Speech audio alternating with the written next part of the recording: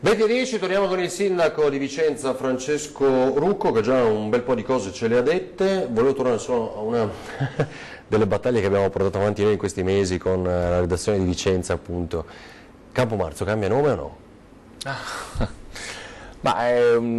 Perché c'è la storia, abbiamo dovuto ricostruire perché Sì. nasce così, perché rispetto ad altre città si chiama Campomarzo e non Campomarzi, quindi insomma un po' di... So di questa campagna, di questo studio fatto anche da Rete Veneta con tutta una serie di approfondimenti. Naturalmente cambiare nome a un'area importante come quella comporta dei passaggi anche di natura amministrativa, Certo. direi anche politica, perché naturalmente va ben motivata. Io questo non lo escludo, peraltro l'ho sempre chiamato di mio Campomarzio, perché sapevo che originariamente questo era il nome corretto, oggi è Campomarzo e quindi su questo chiaramente se Rete Veneta vorrà, mi sono già reso disponibile a ricevere la richiesta con la raccolta firme, con il sondaggio, con la documentazione a supporto e valuteremo anche poi che abbiamo una commissione che è quella toponomastica che si occupa del tema e valuteremo con la commissione la fondatezza anche della ricerca storica. Vediamo, insomma, perché poi avevamo coinvolto anche il prefetto, insomma, che appunto ha detto prendo. Allora, poi le aggiungo un dato, insomma, poi abbiamo avuto conferma ma non è ben chiaro. L'onorevole D'Alena Sbrollini dovrebbe lasciare il Partito Democratico, anche se non c'è chiarezza su questo, una rappresentante del territorio vicentino. Questa è una notizia bomba perché il partito di Renzi è un partito che nasce per andare al centro, creare un nuovo centro, come sappiamo in queste ore anche i componenti di Forza Italia stanno ragionando sull'adesione a questo partito, anzi uno in Senato lo ha già fatto, una senatrice, di cui non ricordo il nome, e conoscendo la storia di Daniele Sbrollini, Diciamo che del proviene Veneto, dai DS, è l'onorevole Moretto portogruarese del PD e ha lasciato, cioè l'abbiamo raccontato ed è passata a Italia Viva. Se anche la Sbrollini diventano due rappresentanti del Veneto già. Sì, ma soprattutto per la storia di Daniela, che conosco, è un'amica che proviene di fatto dall'ex PC, cioè dai DS, è stata anche segretario provinciale di DS e dopo nella fusione diciamo, con la Margherita è nato il PD e quindi ha aderito al PD. È al terzo mandato, quindi ma verrebbe anche da pensare che finendo lo spazio A pensare male all'interno del PD si sa zecca, ho capito, si così apre c'è una la pista. ricandidatura con Renzi. Sì, magari sì. Ho capito. Senta, allora, Sindaco, volevo arrivare, lei punta molto, a parte le cose che abbiamo citato anche negli ultimi giorni nei telegiornali di Vicenza, la rinascita culturale della città di Vicenza. Cosa intende, che cosa include in questo, quali progetti? Secondo me è un bellissimo progetto che abbiamo avviato il Comune di Vicenza, Assessorato alla Cultura, il CISA, che è il Centro Studi Architetto Andrea Palladio, guidato da un grande imprenditore che è Lino Dainese, conosce tutto il Veneto conosce, quindi diciamo tutta Italia conosce, anche a livello internazionale, che per l'abbigliamento sportivo, per i caschi della Dainese, Insomma, e poi c'è la Fondazione Teatro Comunale che è il braccio operativo dell'operazione. Qual è l'obiettivo? È un progetto culturale su 3 anni che vuole essere la rinascita culturale di Vicenza, un po' come è avvenuto nel 1500, quando i notabili del tempo vollero finanziare opere come l'Olimpico, come la Basilica Palladiana. Oggi c'è bisogno di una rinascita. Vicenza esce da anni bruttissimi, di una crisi che ha colpito tutte le imprese, i cittadini, quindi anche sul piano sociale, socio-economico, e poi la perdita della Banca Popolare di Vicenza, quindi la città di fatto si è impoverita.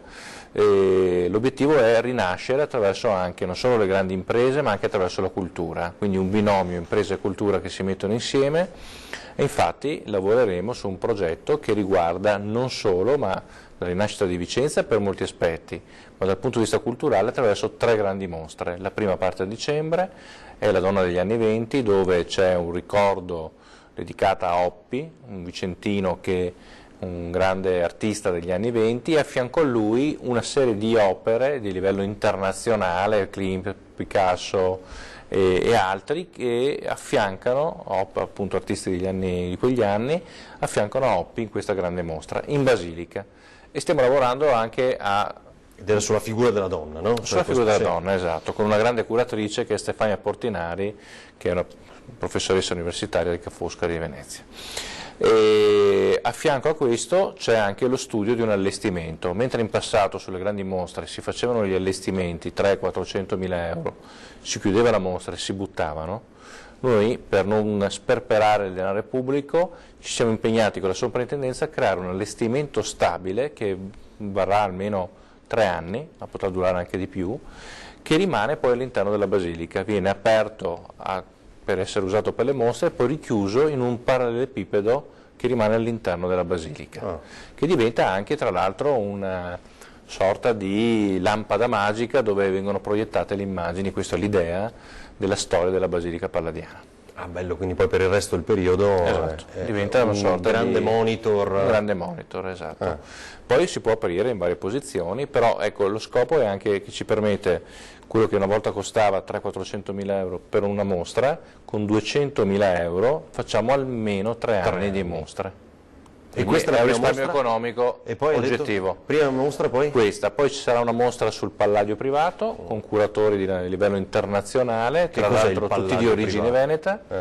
Il Palladio privato è il Palladio visto sotto un profilo diverso, cioè la vita privata di Palladio, sarà una sorpresa anche questa. E la terza è la grande mostra sull'Egitto con Cristian Greco, direttore del Museo Egizio di Torino, che da vicentino è partito per laurearsi in archeologia in Olanda, poi è tornato ed è oggi il direttore del Museo Egizio, che giovane, fa qualcosa... quello giovane brillante. Sì, un mio coetaneo, tra l'altro ha 44 anni, un amico perché faceva il liceo Pigafetta, e ci siamo piacevolmente ritrovati e adesso c'è questo grande progetto, peraltro è credo in questo periodo proprio in Egitto che sta facendo gli scavi su un nuovo sito archeologico e sarà un ritorno a casa aperto a tutto il paese naturalmente. Vado a memoria, di lui parlò tutta Italia, no? Qualche mese fa. Ci fu una polemica con però... Fratelli d'Italia e la Meloni. Sì, non ricordo, forse per l'ingresso degli extracomunitari nel museo. Sì, c'era qualcosa di legato. Allora, un'altra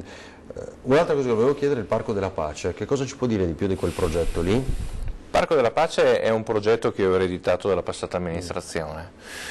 Allora, quando parlo del Parco della Pace penso sempre a come avremmo potuto farlo noi, il progetto. Io sono arrivato che sostanzialmente appena eletto era stata appena giudicata in via provvisoria la gara, ho cercato di capire se era modificabile, però essendoci dei finanziamenti statali, se avessi messo le mani o revocato il progetto avrei perso i soldi, i finanziamenti, quindi sarebbe stato anche un danno erariale pesante per le casse del comune e anche per le mie tasche, quindi ho evitato. Che poi, evitato, perché secondo me chi fa amministrazione deve anche applicare il buon senso, deve fare buona amministrazione e anche se l'hanno fatto gli altri e non sono condivide si può però migliorare, infatti lo faremo questo attraverso le modifiche che la legge ci consente col testo unico degli appalti. Le modifiche sono entro il 15% del valore dell'appalto, che ci permette con di fatto tra ribasso d'asta di 2 milioni e 1 milione di modifiche ex articolo, insomma, ex articolo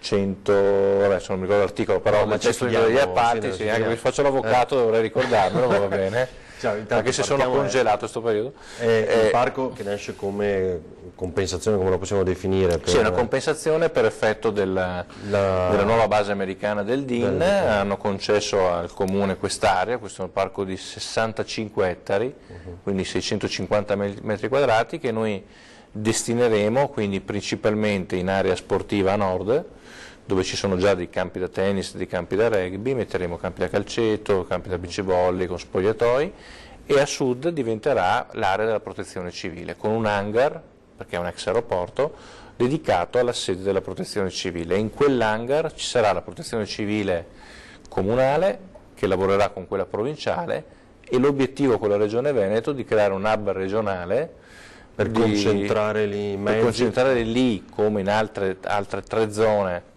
dove il progetto della Regione vuole arrivare, i mezzi appunto della protezione civile. Noi veniamo fuori, perché questo obiettivo? Perché Vicenza ha sofferto l'alluvione del 2010 con gravissimi danni per la città, per i cittadini, per le imprese, e lì ci furono gli angeli del fango che intervenirono, però una protezione civile che funziona può aiutare in via preventiva, quindi bisogna lavorare sulla prevenzione.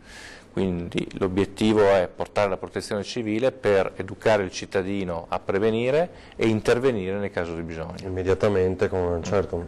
Senta, ultimissima battuta, torno su Campomarzoli, che altri interventi immagina?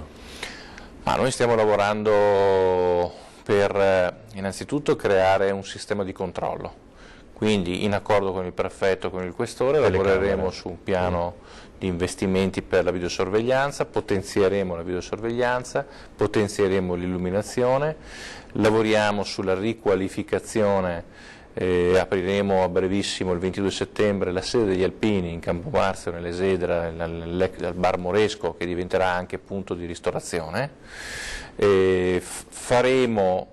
Facciamo il presidio di polizia, c'è già il presidio di polizia locale permanente, cioè quello vigile che gira con l'auto, con una pattuglia specifica, oltre a quelle di supporto, oltre alle forze dell'ordine.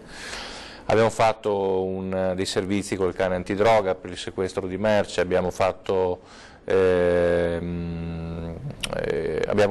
ottenuto dei fondi da Cari Verona per far intervenire degli operatori di strada rispetto a chi consuma droga, cioè per prevenire, soprattutto rispetto ai più giovani, chi va a comprare droga in Campomarzio, e per intervenire anche sui consumatori cronici, per cercare di indirizzarli verso le comunità di recupero. Certo. Questa è un'operazione che è partita da alcuni giorni e in coordinamento sempre con le forze dell'ordine, e stanno già lavorando intorno a Campomarzio e zone limitrofe, perché purtroppo in Veneto e a Vicenza in particolare il consumo di droga, dell'eroina, è tornato forte rispetto agli anni passati. È veramente stata un'esplosione del mercato di droga e dobbiamo lavorare molto anche sulla prevenzione.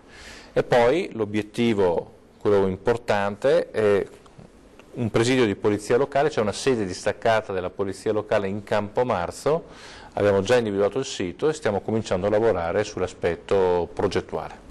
Che sia lì come presidio vicino. Una sede distaccata della polizia. Grazie Sindaco, buon lavoro. Grazie a voi. A Francesco Rucco, Sindaco di Vicenza, a voi per averci seguito, restate in nostra compagnia. Grazie, buona serata.